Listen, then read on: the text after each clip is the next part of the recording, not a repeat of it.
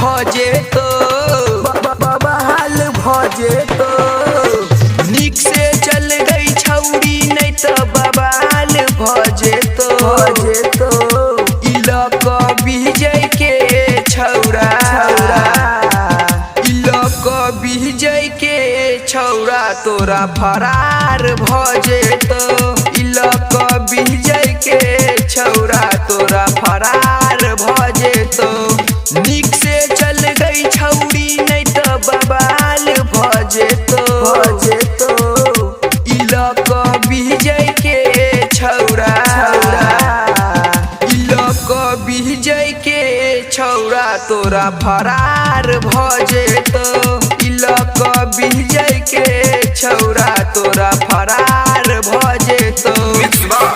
माँ दुर्गा रिकॉर्ड्स मधुबनी।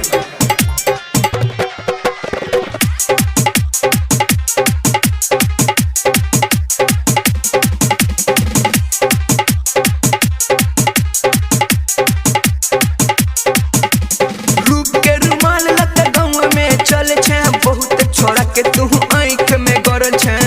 आँख में गरल छे आँख में गरल छे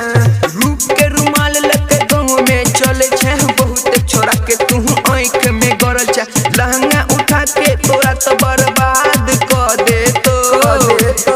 लक विजय के छौरा लक विजय के छौरा तोरा फरार भजे तो लक विजय के छौरा तोरा फरार भजे तो मिक्स बार माँ Durga records Madhubani. DJ Sumit Satish DJ Sumit Satish DJ Sumit Satish DJ रईमा रईमा रईमा रईमा गरम जवानी रख रास्ता पर चले छे बहुत बुढ़ा के तू आँख में गरल छे बहुत बुढ़ा के तू आँख में गरल छे गरम जवानी लग रास्ता पर चले छे बहुत बुढ़ा के तू आँख में गरल छे राइटर शिवशंकर तोरा बर्बाद कर दे तो लक विजय के छौरा लक विजय के छौरा तोरा फरार भजे तो लक विजय के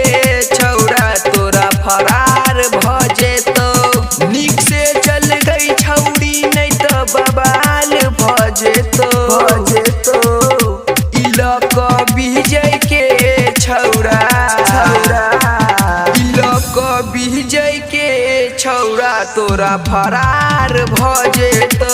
इलक विजय के छौरा तोरा फरार भजे तो रिकॉर्डिंग बाय माँ दुर्गा रिकॉर्ड्स मधुबनी।